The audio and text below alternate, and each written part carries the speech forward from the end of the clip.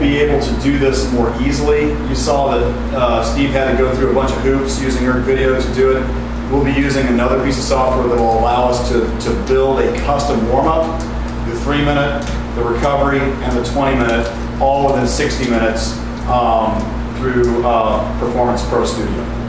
Pro Studio gives us that flexibility. It's not as pleasant to look at.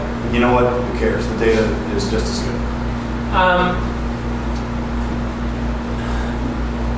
My experience of people's ability to do the test is actually more of a familiarity with discomfort.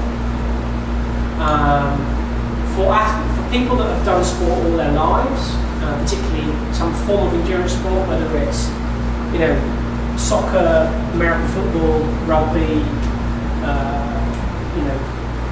basketball, they know what hurting feels like in sport, and so when you get them to do a 20-minute test, it's not an issue. The only time I've seen issues is nothing to do with their aerobic or anaerobic athlete. It's actually simply to do with the fact that they have a lack of familiarity or a complete unwillingness to go to the pain cave. And I actually had one athlete who was, he qualified for the World Championships at 70.3 distance, male, was a good athlete, decent threshold, was kind of borderline qualified for Canada before he broke his collarbone, and he never in 2 years completed a 20-minute test, not once. I always had to kind of use a bit of coaching intuition to back calculate it from 10 or 12 minutes of work, because he would always bail out. It was nothing to do with his physiology, it was all in his head. And actually when I was training with him one summer, he was a Brazilian athlete, I went out with him and I said, right, today, we were out for a group ride, right, today we're going to do a 20-minute all-out effort. And literally I got on the front and I said, right, you ride there, and we're just going to go as hard as possible for 20 minutes. And he still bailed out, and I threw up. I finished it. Richard, we could also leverage, for the riders that have power meters. Yes.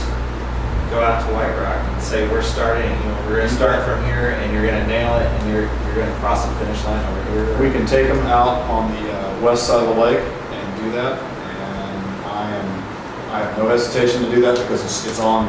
If it's 3 minutes, it's very doable. If it's 4 or 5, we know we're going to run into traffic on the north end of the lake. So absolutely, I got no problem with that.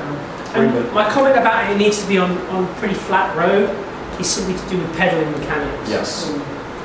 It's right by the lake. It's pretty flat. Because you always get higher power numbers out of somebody climbing than you would on the flat, unless for some bizarre reason they've spent their entire life training in the mountains region. It's rare, but it happens. It's rare, yeah. That's one of my athletes in Spain. So. Yeah, exactly. Okay. So I think for today. You guys feel good about this? Yeah. So for today, that's. Okay. That's it. Any questions at all? Let's resume this conversation at dinner. Yeah. Let's take a few minutes. I honestly don't feel safe leaving our bikes here, so please take your bikes home with you and bring them back tomorrow morning, and we will have another jam session.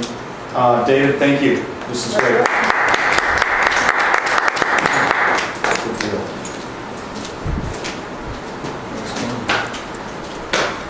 And Steve, tomorrow, don't worry, we can get a bike from next door for you.